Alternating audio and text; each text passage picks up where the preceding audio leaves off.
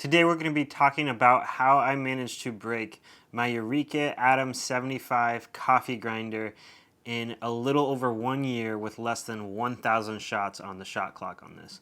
But before we get into that, I just want to say welcome to Kabin's Coffee Corner.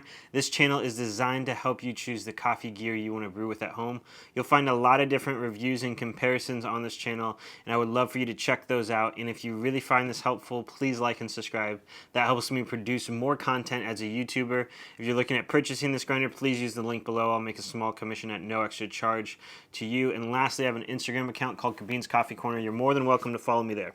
So this is the Eureka Atom 75. This is a $1,400 grinder, and it is so well built that a lot of people actually use this for small commercial settings, even though it's not necessarily rated for that. So the question it gives is, how did I manage to break this thing, and what do I mean that I broke this grinder? Well, the other day I was grinding coffee, and it just kind of started to stall, which is very unique for this grinder. I've never had that experience in the 800 shots that I've pulled with this. So it kind of became a little weird, and then I heard a snap on the inside. When you hear snap on the inside of your grinder, that's typically never a good sign. I typically run only specialty grade light coffee on this grinder. It's always good quality. I have never been concerned about a rock ever or anything like that in the coffee beans that I bid, but I took it apart and checked anyway. But when I took the grinder apart, there's this little plastic piece that holds the motor in place, and that was snapped. So immediately I did not run the grinder, and I could not get the burrs to move anyway. So I contacted a company who sells these grinders, and they contacted Eureka for me, and they explained to me how you did not need that little plastic piece that shattered out, and I have some pictures of that I'm going to throw along this, but you don't need that piece for that grinder. It's only a piece for shipping, so it should still work for that. So try to grind it again, and it didn't work. The same thing happened. I put a few beans in, and it would grind through maybe like one or two of them, and then it would stop and completely seize the grinder. So I was wondering what was going on, so I decided just to take it more apart and look inside. So I took off the hopper, which removes super easily. You just pull it off. And then I took off the 3 screws on top here, and then I believe there's a couple screws right here where this tray is, and I removed that as well, and that got me into what I found to be the problem. Before I get into that problem exactly, this has been my favorite grinder that I have ever used. It's $1,500. It's an incredible grinder, and I loved it. Until that broke, and I was surprised that it broke. And I reached out to other people who had the same grinder, and they've never heard of that ever happening. Same with all these companies that sell it. So I took off this part, and that led me into another little silicone piece that covered up the chute of the grinder where all the grounds come through.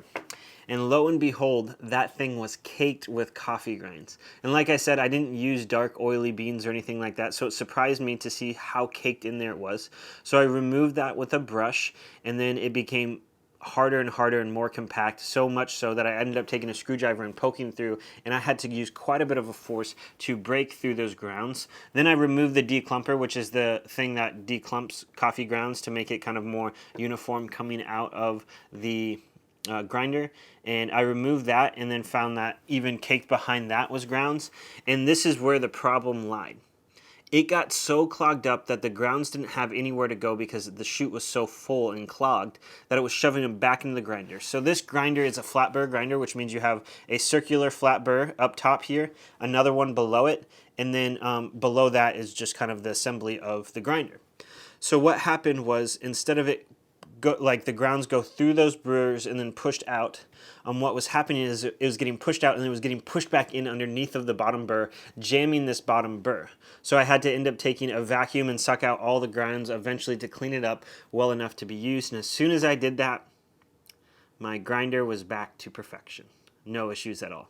So it jammed it so much that it broke that plastic piece, which thankfully you don't need to operate this grinder. And I've tested it since, and I'm back to a new grinder. I'm back to the way that it was originally designed, and I'm back to what it was before. So this is me telling you right now, make sure to clean your grinders. It's not the funnest task. It's not that hard. It might be scary when you have to take bolts off of an expensive grinder, especially if you don't have another one lying around. That can be a concerning thing. But doing that will save you the headache that I had to go through with this grinder. So that being said, why is this my favorite grinder? After a year of ownership, this is the grinder, like, when I found that out, I was immediately trying to find another one to buy because I knew I was going to miss it so much. And I like this grinder because it's not a single dosing grinder. And that might surprise a lot of you because that's been the rage of having a single dose grinder where basically you have a small little hopper in the form of simply kind of almost a bellow or like a niche zero where you just pour your 18 grams of coffee in and grind it and it comes out. And it has very little retention, which means you can switch your coffee grounds really, really easy and you don't have to worry about stale beans inside sitting in a hopper. So why do I prefer not doing that? Is simply because the more and more coffee I drink, the more and more I like convenience and quality. So my goal kind of in this recent year of my life is figuring out how can I make the best quality coffee as efficiently as possible. So obviously I could go completely efficient and do an espresso or a Keurig. That's not going to give me great quality and I'm not going to be happy in the long run. So how do I get good quality at efficientness? Well, this doesn't seal, so when I put grounds in it, I don't fill it all the way up to the top.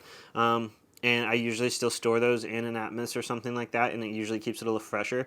But I'm not worried about beans sitting in there for a couple weeks because they'll still be good and fresh.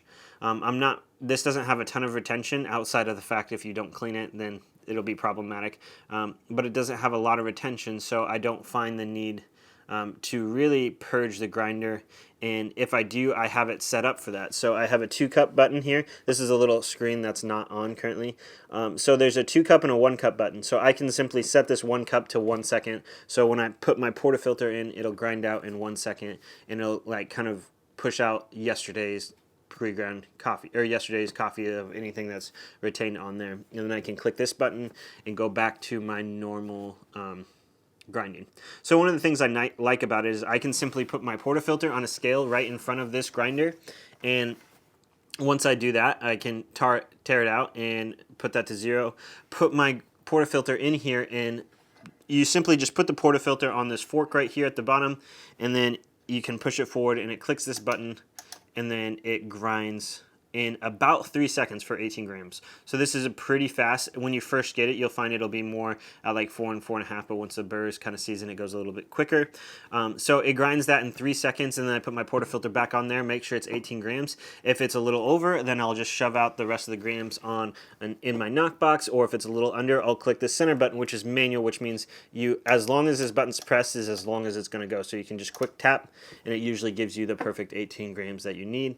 So all in all, you wake up in the morning, you spend about less than 10 seconds of grinding between the weighing and all that stuff, and then 30 seconds in your shot. And you're basically more or less done in 1 minute to 2 minutes, kind of max for just a straight espresso, maybe a little bit longer if you have milk. And it's just a very, very quick routine that's giving me the best results. This grinder, I have had the best quality espresso that I've had in my house with any other grinder that I have, coming from 64 millimeter flat burrs, SSP burrs that are 64 millimeters, conical burrs of every kind. I've been through a lot of grinders, and this continually gives me the best taste of espresso. It is very, very reliable grinder, as weird as that says, because I did break it, but that was 100% on me. If I didn't clean this, if I cleaned it ever, I actually never cleaned it, to be honest. If I would have cleaned this once, I would have never had that issue, and we would have been fine. But because I didn't, that's where we ran into the issue. It's really easy to dial in. You simply just adjust this little dial here up top, and you can do finer or coarser. So this is like going to be probably the staple for my coffee bar for a long time. I can see me going through machines a lot more than this grinder. If I can fit this grinder on my coffee bar, if I'm not testing other things, it's going to be on there. So typically I'm probably going to have this one, and I'm going to have something next to it that is a single dosing grinder. And the reason for that is the drawback on this is you can't change between espresso and filter very easily. I think this can do filter, but I've never tried it and I never will. So it'd be nice to have an option for decaf or doing pour overs as well. So I'll probably use a DF64, something similar like that to be able to get that job done. Also, I find with single dosing, I've never really needed to do it for the reason of espresso is a finicky thing, so dialing in is important, which means dialing in is basically getting the right ratio of espresso from the ratio of beans. So example, a 1-to-2 ratio, which is what I aim for, is 18 grams of coffee to 36 grams out, and I aim to do that in 25 seconds. If your grind is off, it'll go to 30 seconds, or it'll go to 20 seconds, or vice versa, and longer or shorter. So when you jump from different beans to beans, you're going to have to jump settings on your grinder, and it's very, very hard to remember that. So honestly, I typically just put a bag in the hopper and call it a day, and when that bag is gone, then maybe I'll switch beans to something else. That's how I like to brew, and that's okay for me. It works great for me. You might be different. You might like switching coffee from day to day to day, but I don't like the hassle of it, and the more and more I brew, the more I like convenience, and this machine has got it to me. The Eureka has got it to me, and even with this one issue I would 100%, if you're looking for a kind of a one and done grinder, I would go toward the Eureka Atom 75. Sure, you can spend more money, but really, I have yet to find the need to do that. Maybe that'll change over time. I'm sure it might will, but like I've used a Vario K30 by Malkonig, and I like the Eureka Atom 75 better. So yeah, that's my thought on this grinder. If you have any questions, please let me know in the comments below, and I would love to answer those for you. But thank you so much for watching, and right when you're done watching this video, make sure to go and clean out your coffee grinder so you don't have the same issues that I do. Learn from my mistakes and save yourself a headache in the long run. Thanks so much for watching.